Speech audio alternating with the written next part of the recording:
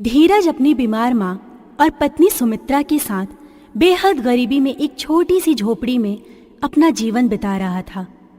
वो इतने गरीब थे कि ठीक से अपना गुजर बसर भी नहीं कर पाते थे। घर की सारी जमा पूंजी से वो एक बंजर जमीन को खरीद कर उस पर मेहनत करता है, जिससे कुछ दिनों में उस पर हरियाली आ जाती है। ये देख धीरज कहता है, शुक्रिया गणपति बप्पा आपके आशीर्वाद और मेरी मेहनत से इस बंजर खेती पर भी फसल आने लगी है। जब एक बार पूरी फसल आ जाएगी तो मैं आपके नाम से इसे बाजार में बेचूंगा। ऐसा कहकर धीरज अपने घर लौट जाता है। अजी, आज तो आप बड़े खुश लग रहे हैं। लगता है कोई खुशखबरी सुनाने वाले हैं। बताइए क्या बात है? अरे सुमित्रा, कम पैसों में मैंने बंजर जमीन खरीद ली थी। तुम तो जानती हो लोगों ने मुझे कितना टोका था कि मैं कुछ नहीं कर पाऊंगा, लेकिन गणपति बप्पा की वजह से मैंने आखिर फसल उगा ही ली। अब देखना, चंद दिनों की बात है, फिर हमारी गरीबी खत्म हो जाएगी। अरे वाह बेटा, ये तो तूने मुझे बहुत अच्छी खबर सुनाई है। ये सब गणपति बप्पा की वजह से हुआ है। बहू, कल सुबह भोग में गणपति बप्पा के लिए तुम मोदक जरूर बनाना। पर माँ जी, घर में मोदक बनाने के लिए मेवे, शक्कर, घी इत्यादि सामान चाहिए, जो कि नहीं है। लेकिन थोड़े दिन बाद मैं मोदक जरूर बनाऊंगी। कल तो मैं बप्पा को लड्डू का भोग लगा दूंगी बनाकर। जैसी तेरी इच्छा बहू, वैसे भी गणपति बप्पा के लिए भक्ति होनी चाहिए। धीरज की कड़ी मेहनत से उसके खेत में गेहूं की फसल उग जाती है, जिसे वो अगले दिन काटकर बाजार में बेचने जाने का सोचता है। पर उसकी ये खुशी देखकर आसपास के किसानों को हजम नहीं होती और वो रात को छुपकर उसके खेत में आग लगा देते हैं और कहते हैं, ये धीरज अपने आप को समझता क्या है? पता नहीं कैसे इसने बंजर खेत में इतनी अच्छी फसल कर ली। अच्छा है ना, हमें इसके खेत के बारे में पता चल गया। ये इन सब से पैसे कमाए उससे पहले ही हमने इसके खेत में आग लगा दी। अब ये रोएगा खून के आंसू। चलो हम अपने घर चलते हैं। अगले दिन धीरज अपने परिवार के साथ गणपति बप्पा की पूजा करता है। जय गणपति बप्पा, आपके आशीर्वाद से मेरे खेत में अच्छी फसल हो गई है। इसके लिए मैं आपका बहुत बहुत शुक्रिया अदा करता हूँ। जय बप्पा की। सुमित्रा गणेश जी को भोग लगा देती है। गणेश पूजन के तत्पश्चात दोनों पति पत्नी अपने खेत की ओर जाते हैं कि खेत को जला हुआ देखकर उनके पैरों तले जमीन खिसक जाती है और धीरज अपना सर पीटकर कहता है, हे भगवान, ये क्या अनर्थ हो गया? अरे मैंने तो निष्ठा भाव से गणपति बप्पा की पूजा अर्चना की। मैंने कभी किसी के साथ गलत नहीं किया, तो मेरी इतनी की हुई कड़ी मेहनत पर पानी कैसे फेर गया? मैंने तो अपने घर की सारी जमा पूंजी इसमें लगा दी। अब मेरा परिवार क्या खाएगा? सुमित्रा अपने पति को संभालते हुए घर ले जाती है। वहीं शारदा को पड़ोस से अपने जले हुए खेत की खबर मिल जाती है, जिससे उसकी तबीयत खराब हो जाती है। अगले दिन खाने के लिए घर में कुछ नहीं होता, तो बचे हुए राशन से सुमित्रा एक मुट्ठी की दाल और चावल से पानी वाली खिचड़ी बना देती है और कहती है, माँ जी, आज खाने में यही है और कुछ भी नहीं है। इसी से काम चलाना पड़ेगा आप दोनों को। कोई बात नहीं, बप्पा की कृपा से इतना भी मिल रहा है तो बहुत है। कल तो ये भी नहीं मिलेगा। अगले दिन वो खाने के लिए मोहताज हो जाते हैं और शारदा कहती है, बेटा बहुत भूख लग रही है, कुछ तो कर। माँ जी, आप रुकिए, मैं सामने वाली पड़ोसन से कुछ लेकर आती हूँ। ये कहकर सुमित्रा पड़ोसन के घर जाती है। सविता बहन, क्या मुझे आप थोड़े से कच्चे चावल दे देंगी? माँ जी को भूख लग रही है। जब मैं राशन लाऊंगी तो आपको सूद समेत वापस कर दूंगी। अरे हट, भिखारन कहीं की, पता नहीं कैसे मुंह उठाकर तुम जैसे लोग आ जाते हैं। शर्म नहीं आती? अरे जब घर का राशन पानी उठा नहीं सकते तो किसी चुल्लू भर पानी में डूब क्यों नहीं मर जाते? सविता बहन, थोड़ी सी मदद कर दो। अरे जाओ यहाँ से, कहीं ऐसा ना हो कि मैं कुछ कर बैठूं। भीख मांगना है तो मंदिर जाओ। लगता है अब भीख मांगने के लिए मंदिर ही जाना पड़ेगा। गणपति बप्पा, हम पर कृपा बरसाओ गणपति बप्पा। तभी दोनों सास बहू गणपति बप्पा के मंदिर के बाहर जाकर भीख मांगकर खाने ही वाले होते हैं कि एक रोता हुआ बच्चा उनसे कहता है, आंटी आंटी, मुझे बहुत भूख लग रही है, ये खाने को दे दो।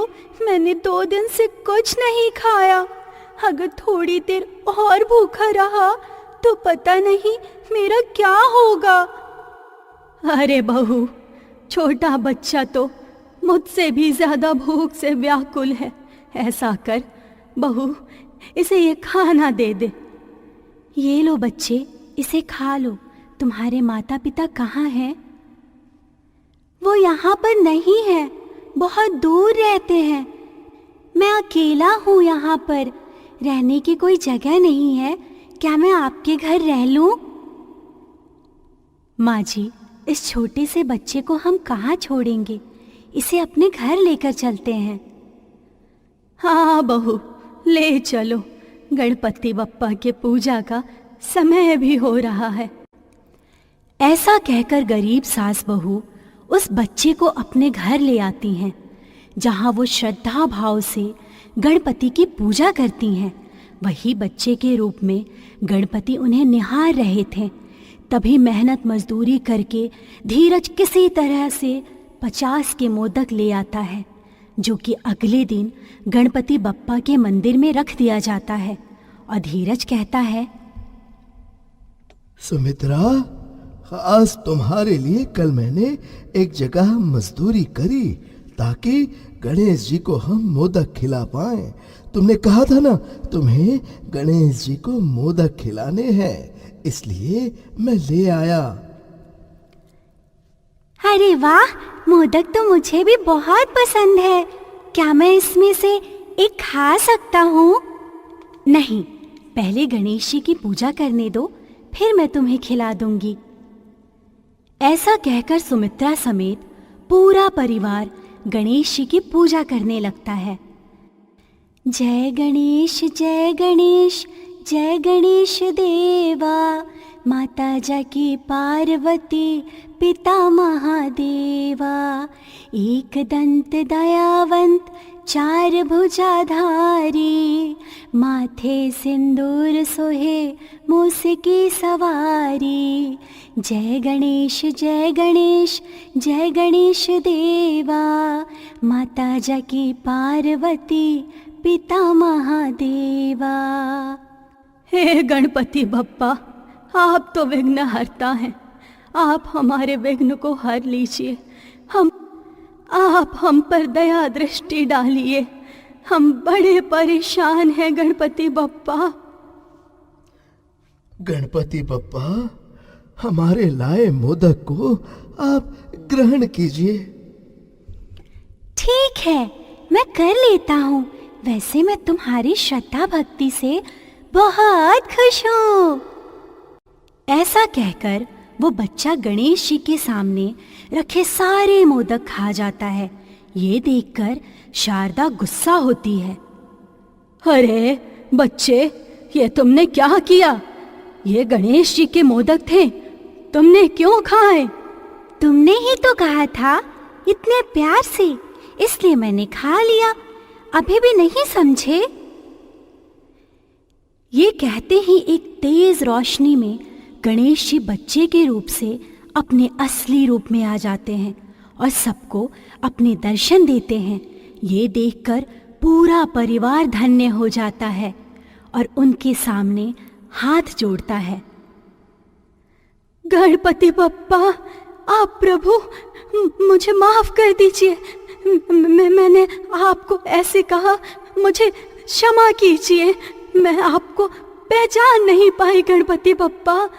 कोई बात नहीं शारदा, ये सब तो मैं तुम्हारी परीक्षा ले रहा था, जिससे मैं तुम्हारा अच्छे से उद्धार कर पाऊं। और मैं बहुत खुश हूं कि घर के हर सदस्य ने बहुत संघर्ष किया, यहां तक कि मुझे मोदक खिलाने के लिए तुम भूखे रहे। तुम सबके नेक दिल से प्रसन्न होकर मैं तुम्हारे परिवार को ये वरदान देता हूं कि अब से तुम पर कोई विघ्न नहीं आएगी। साथ ही घर में धन का वास होगा, किसी चीज की कभी कोई कमी नहीं होगी, खेत भी हरियाली से भर जाएगा। गणेश जी के ये कहते ही उनके आशीर्वाद से घर में बरकत हो जाती है, खेत में हरियाली हो जाती है। गणपति बप्पा, आपने हमें दर्शन दे दिया, यही हमारे लिए काफी था। और अब वरदान भी। गणपति बप्पा, आपका कोटि कोटि धन्यवाद। तो बोलो गणपति बप्पा की जय। शंकर पार्वती नंदन की जय। तो इस तरह एक गरीब के कठिन परिश्रम करने के बाद गणपति बप्पा उनके घर आ जाते हैं, जिससे उनके सारे विघ्न खत्म हो जाते हैं। गणपति बप्पा, जैसे आपने धीरज के परिवार पर अपनी कृपा बरसाई है, ऐसे आप हम सब पर भी बरसाना। गणपति बप्पा मोरिया। ये सच है कि जो मनुष्य दूसरों की मदद करता है, भूखे को खाना खिलाता है, प्यासे को पानी पिलाता है, खुद भूखा रहकर दूसरों का पेट भरता है, मैं उसकी मदद जरूर करती हूँ। कोई है घर में? अरे अरे रुको, तुम अंदर कहाँ चली आ रही हो? दरवाजा खुला देखकर मुंह उठाकर अंदर चली आई। चलो बाहर निकलो, मैं नवरात्रि के व्रत के खाने की तैयारी कर रही हूँ। चलो यहाँ से। हमें बहुत जोर से भूख लगी है, हमें कुछ खाने के लिए दे दो। मैं और मेरे बेटे ने कई दिनों से पेट भरकर खाना नहीं खाया। आपके घर से तो बहुत स्वादिष्ट खाने की खुशबू आ रही है। अरे खाना नहीं खाया तो उससे मैं क्या करूं? चलो निकलो यहाँ से। क्या हुआ मोनिका?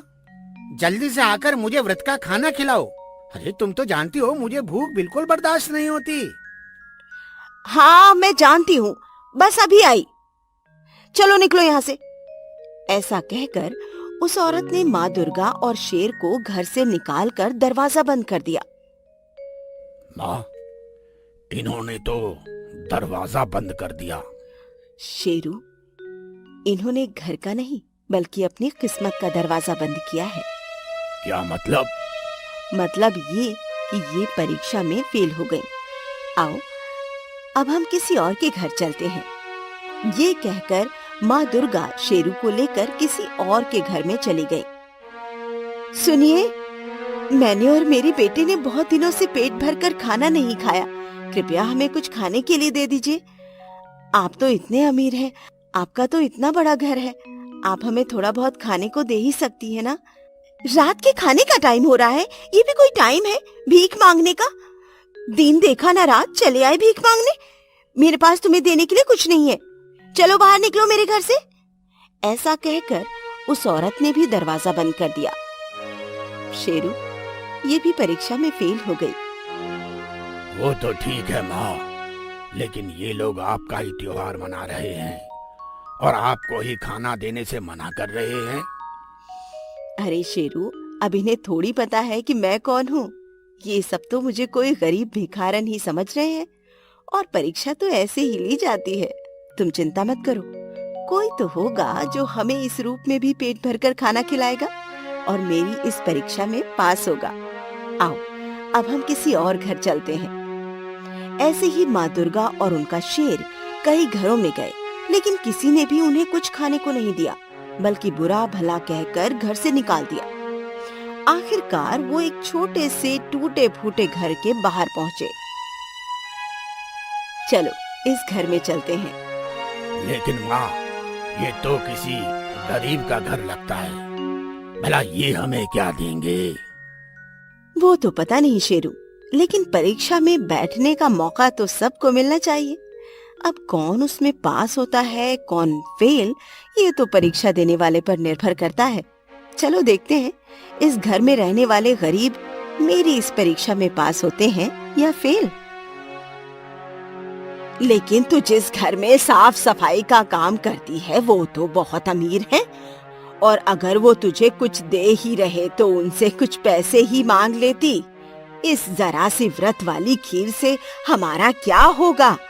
ये तो हम सब के हिस्से में थोड़ी थोड़ी ही आएगी। आपकी बात ठीक है अम्मा जी, लेकिन अब उन्होंने इतने प्यार से व्रत वाली खीर दे ही दी है तो खा लेते हैं। एक तो ठीक कह रही है अम्मा, अब खीर आ ही गई है तो खीर खा ही लेते हैं। हमें तो साधारण खीर खाए भी कितना समय हो गया, और अब अगर किस्मत में ये व्रत वाली खास खीर हमारे घर आ गई है तो इसे ही खा लेते हैं। वैसे ही हम गरीब मजदूरों के नसीब में कहाँ खीर खाना लिखा है। हाँ हाँ एकता, सब में खीर बांट दे। हमें भी कुछ खाने को दे दीजिए। ये लो, गरीबी में आटा गीला। पहले ही यहाँ खाने के लिए कुछ नहीं है, ऊपर से ये मांगने के लिए आ गए। हमारे पास तो पहले से ही आज रात के लिए खाने में बस थोड़ी सी खीर है, वो भी तुम्हें दे दे तो हम क्या खाएं? चलो जाओ यहाँ से, तुम्हें देने के लिए हमारे पास कुछ नहीं है। ये दरवाजा खुला किसने छोड़ा? रुको, मैं दरवाजा बंद करके आता हूँ। रुकिए, ऐसा मत कीजिए। नवरात्रि का त्योहार चल रहा है, ऐसे में घर आए किसी को खाली हाथ नहीं लौटाना चाहिए। मैं एक काम करती हूँ, इन्हें अपनी खीर दे देती हूँ। अरे, लेकिन फिर तुम क्या खाओगी? आप मेरी चिंता मत कीजिए, मुझे भूखे रहने की आदत है।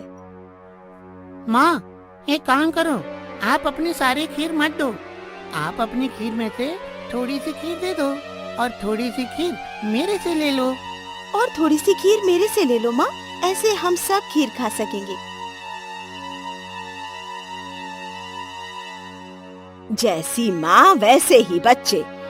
इतने दिनों बाद खीर खाने को मिली थी, उसमें से भी आधी किसी अनजान को दे दी। लेकिन तुम सब समझ लो, मैं अपनी खीर में से किसी को कुछ नहीं देने वाली।